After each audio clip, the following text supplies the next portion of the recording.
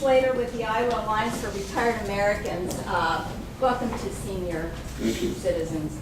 I know you're not as old as I am, so I'm going to claim seniority on you. I'm on Medicare, if that helps. Oh, that does help. That does help. Just last month.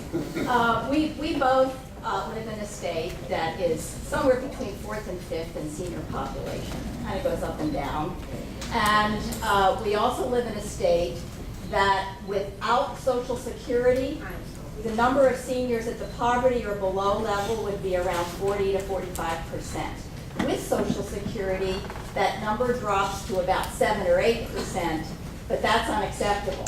7 or 8% of seniors living in poverty is unacceptable. And you mentioned in your opening remark the big deal, Right. which to me is another word of saying the grand bargain we keep hearing about, which raises the hackles on my neck because I'm afraid that that includes cuts in earned benefits like Social Security.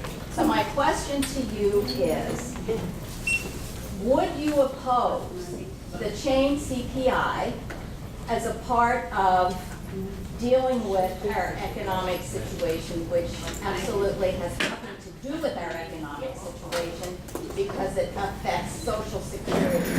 Would you oppose the chain CPI, and would you show your intent on that opposition by signing the Sisseline resolution that is going through the House right now? Okay, I haven't seen that resolution.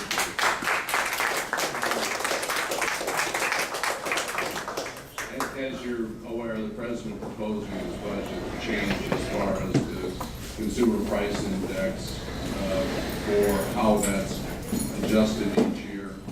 The president's proposal, that's one of many proposals that are out there.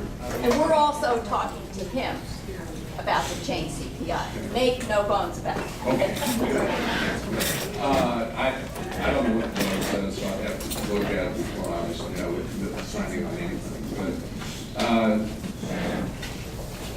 the problem we have, while it may not be immediate, is the fact that in 20 years, the Medicare and Social Security, Medicare in about 10 years is going to be bankrupt. There's going to be, if nothing is done, there's going to be dramatic cuts in services and payments to healthcare providers. After that, you're at a point with Social Security that the quote trust fund, which are IOUs, basically, there's no cash there, is depleted.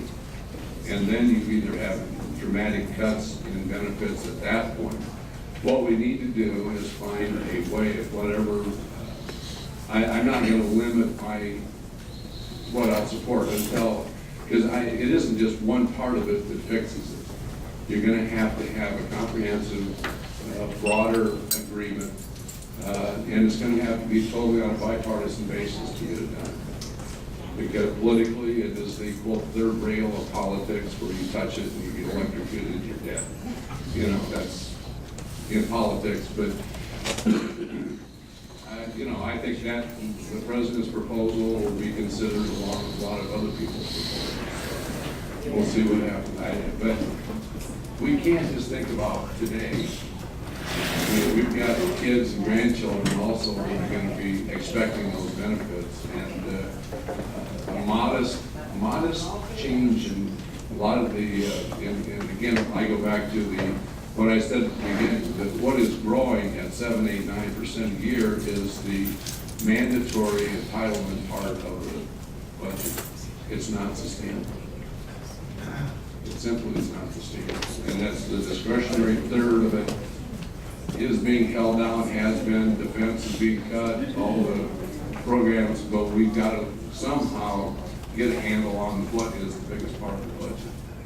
30 years ago, discretionary was 2/3 and mandatory entitlement was about 1/3. Now that's just reversed. And I will also down the budget. Today we're spending about $250 billion a year on payment of interest on the national debt. That's at historic all-time low interest rates. If we would go back to historic average interest rates, it would be about $800 to $900 billion a year. what does that do to the rest of the budget and the pressure when it gets, and a lot of folks here in the senior center have been saving all their lives and they're getting virtually nothing as far as interest on their savings account.